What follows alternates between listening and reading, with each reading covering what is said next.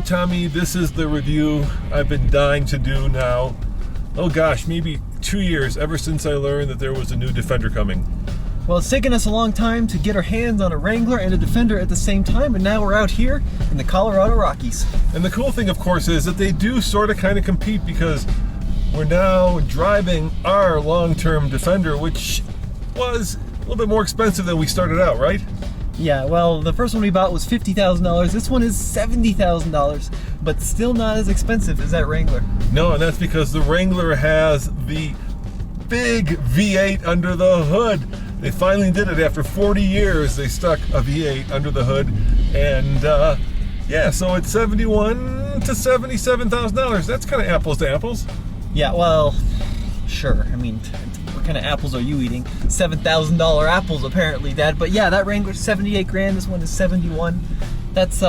That's a big spread. I interrupt this video for this week's TFL Bids Bargain. We have many cool trucks and off-road SUVs for sale, but this one is truly special. We are selling our TFL Classics project truck we call Baby Yoda. We worked for months and months with our friends and sponsors to turn this Tacoma into a very unique overland rig. And all proceeds of this no reserve auction go to a charity. In this case, Mountain States Children's Home. And by the way, don't forget, you can submit your truck or SUV for sale at TFL Bids and have it go to a like-minded enthusiast and go to a good home. So check out TFL Bids using the link in the description below. Well, here's the thing, okay? Once upon a time, the Defender would have directly competed against the Wrangler, right? It was basically a hardcore off-roader that didn't give much to luxury, but this latest Defender has kind of gone in a different direction, right? What they did was they made it less tractor-like and much more luxurious. In fact, it's got a lot of features that the Wrangler could only dream of, like the third row. Absolutely. It also has power seats, which for some reason that Wrangler doesn't have. It's got wireless charging. It's just a much more comfortable vehicle. And it kind of gives a nod to the old Defender, but definitely has gone in a much more Discovery direction. And I'm talking, of course, about the Land Rover Discovery, not the we're going to go exploring Discovery. I mean, the new Defender really is a very different vehicle from the Wrangler. It's much bigger, it's much more plush, it tows a lot more. I think this tows like 7,000 pounds, whereas the Wrangler only tows 3,500. This is for families who've got a boat and maybe a cabin out, in the woods, whereas the Wrangler is a hardcore off-roader that just happens to have the engine from a Challenger in it. So 40 years, Tommy. And back in the day when this Wrangler had, well, it wasn't a Wrangler to begin with, when it had a V8, how many horsepower was it putting out? Yeah, it was back in the CJ era. 304 cubic inch V8 with a whopping 125 emissions choked horsepower. Yeah, and now we've got 470 and 470 pound-foot of torque. I mean, this is as dragstery as it gets. At least in a open top upright Wrangler. Now, obviously, much smaller in here. Much less payload, much less towing capacity, but you can pull the doors off. You can still open up the roof and fold down the windshield. So this is more of a toy in some ways. Except that they sell about $20,000 a month, give or take, and most people use them to actually commute, take their kids to work. So it's kind of got a very similar bandwidth that the Defender has, even though you would think that this would be the much better off-roader. And speaking of that, it is a much better off-roader. Well, so right off the bat, very different construction. That's a unibody, right? Yeah. The Land Rover. This is body on frame. It's got 2 stick axles underneath it, so it articulates really well. Sway bar disconnect. Locking differentials front and back. But what's interesting is Land Rover, even though on paper looks to be more compromised, they're able to use technology and sensors and computers to make up for a lot of the shortcomings of the Defender, at least in terms of its independent suspension. Yeah, so basically for, let's call it 80% of the time that you're off-road, these two will be identical. They will do the same thing. They will go in the same place. They will, be as capable. But then when you start getting into that upper 20%, right, where you need to do some serious rock crawling, or you need to, not be afraid of, tearing out the bottom, And we'll test that on Razor Rocks. This one is much more capable. This one is old school versus that one is new school. So what this one does is it uses, lockers and disconnectable sway bars, whereas that one uses terrain management to try to accomplish the same thing. So it needs to be said though, you don't get as much value in terms of features in the Wrangler. I absolutely agree with you on that. The other thing that makes this special is I like to call it the Harley of the off-road world. You can make this your own. It's very easy to modify in 100 different ways. Yep, that's absolutely true. This video is brought to you by a satellite phone, because when it all goes wrong, which for us it inevitably does, this and this really don't help much out here. Yeah, no service, and hello, nobody answering.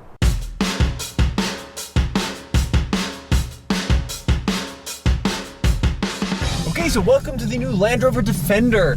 First of all, let's engage some off-road gear.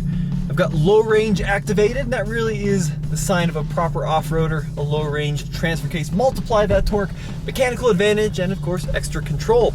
And let's engage a terrain response mode too. I'm thinking, let's do rock crawl. So that's gonna raise the suspension and orient the traction control for use on big rocks and ledges. So, here we go. So here in the States, you have two engine options in the Land Rover Defender, a 2-liter 4-cylinder and a 3-liter 6-cylinder, both turbocharged, both gasoline. In the States, we don't get any diesel engines. Now, this one is rated at 400 horsepower. Now, the Defender also has a front-facing camera, but even cooler than that, it has a function where by witchcraft, it allows you to see through the hood, see what's underneath the vehicle. That's pretty wild. And of course, 360-degree cameras that allow you a bird's eye view of what you're trying to go through when you're taking it off-road. Now, first things first, really pretty good visibility out of the Defender. I can raise my seat up and have that classic Land Rover Command driving position. And yeah, quite a bit of confidence. Now, this one does have the optional all-terrain tires, but they're on 20-inch wheels, which seems a little bit counterproductive to me, but they do seem to be gripping okay on this ice. Coming up to the first ledge, we're really going to see one of the benefits of the Defender. Excellent approach angle, excellent departure angle. That's another sign that they intended this for off-road use, not just as a mall crawler. So here we go, taking it nice and slow.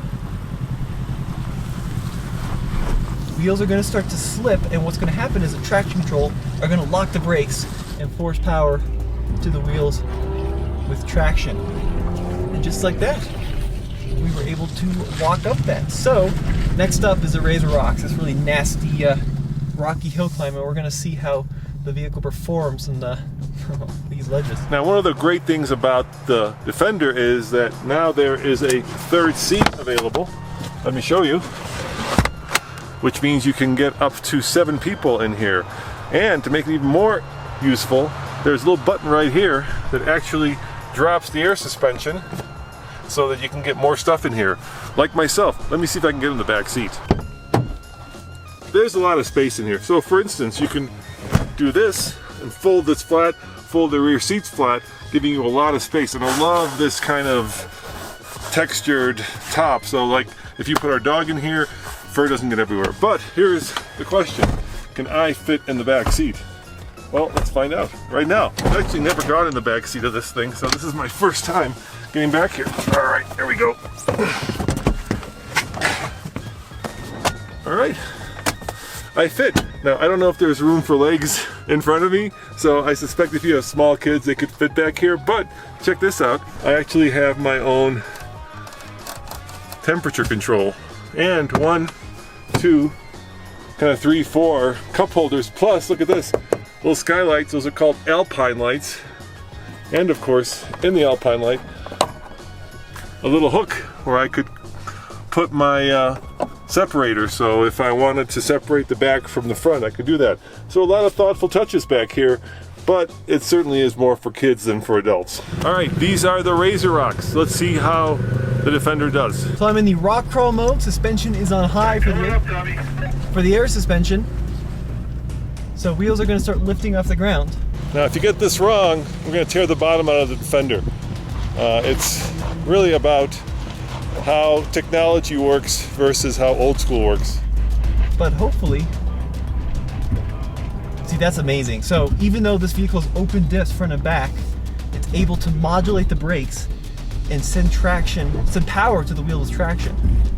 I mean, that's incredible. You would never guess that this thing has open differentials. It's that good.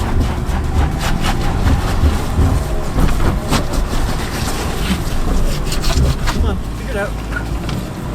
Golly. Oh my heart was beating. Oh yeah, when he got that tire in the air, that was a little terrifying. But once again, like I said, 80% of the time the Defender will do everything that Wrangler does. There is the option to have an active locking differential. This does not have the active locking differential. This is just the open diff model. You really don't need it. I mean, it's amazing how good the traction control programming is on the Defender. Probably the best in the world, at least for a vehicle with open diffs. All right, so I gotta tell you, very impressive. The Defender with its air suspension and its trail management, which Land Rover, to be fair, invented, basically send power to the right wheels without a front, without a rear locker, and yeah, it did it.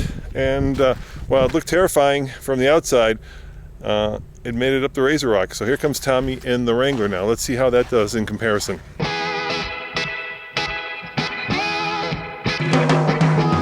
So the Wrangler, first of all, it feels like a Wrangler when you hop in, and then you start the engine, and your brain just is like, what's that? I mean, it doesn't feel normal to hear 6.4 liters of Hemi just barreling out the rear pipes. It's really something to behold. Now, of course, it is a Wrangler, so low range is engaged. Interestingly enough, this doesn't have a 2-high mode, just four-wheel drive auto. But I will go ahead and disconnect my sway bar for this first part, just to make it nice and super flexy at the start of this obstacle. Now in the Jeep, get this, you have a choice of 5 different engine options. So there's a 3.6 liter V6, a 2 liter 4-cylinder turbo, a 3 liter turbo diesel, there's a new plug-in hybrid, and the top dog is this engine, the 6.4 liter Hemi V8. It makes 470 horsepower. Now in order to feed air to the 6.4 liter Hemi, this vehicle has a hood scoop, but it still is a Jeep, it still needs to go through water. So they've come up with this crazy contraption called the Hydro Guide, which diverts water down here behind the engine, along the side of the engine, leaving air to enter the engine. This Jeep has the optional front-facing trail camera. I click a button, it will allow me to see what's directly in front of me. I've got these little lines, it'll show me where the tires are going, and there's even a button here to clean off the camera. Interestingly enough, the Defender is available in 2- and 4-door configurations. So is the Wrangler, 2- and 4-door configurations. But if you want the V8, the 392, you have to get the 4-door. So something to keep in mind. And if you want a V8, you have to get the Rubicon as well. You can't get the V8 model in like a Sport or a Sahara trim. Well, let's see how it does on the Razor Rocks now. Just for giggles, I'm gonna go ahead and engage front and rear lockers. Might as well. Here's how you tell the big old 392 from the run-of-the-mill Wrangler. First, you got these bronze tow hooks and bronze accents around the letters. You also have the big old hood scoop, and then of course, if that's not enough, the 392 on the hood. But the most important and best way to tell one is right under here, quad exhaust, and of course, yeah,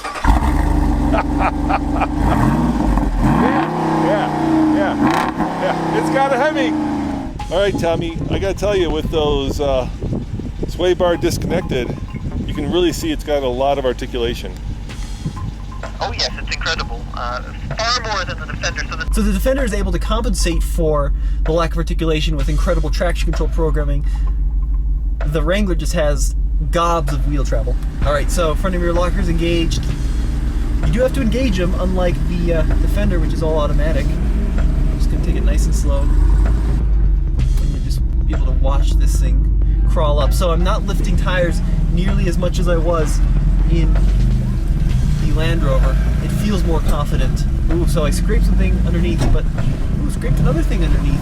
And another thing! I wonder if I took a different line or if perhaps I'm running into ground clearance issues unlike the Land Rover. But it doesn't matter because there's so much in terms of skid plates underneath the Wrangler. Who cares?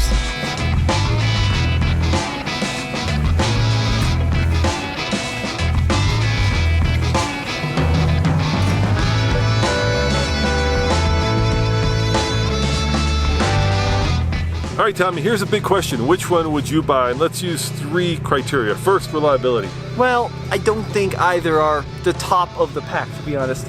Yeah, but considering this is our 3rd Land Rover, you got to give it to the Wrangler. Okay. All right. I will. How about off-road?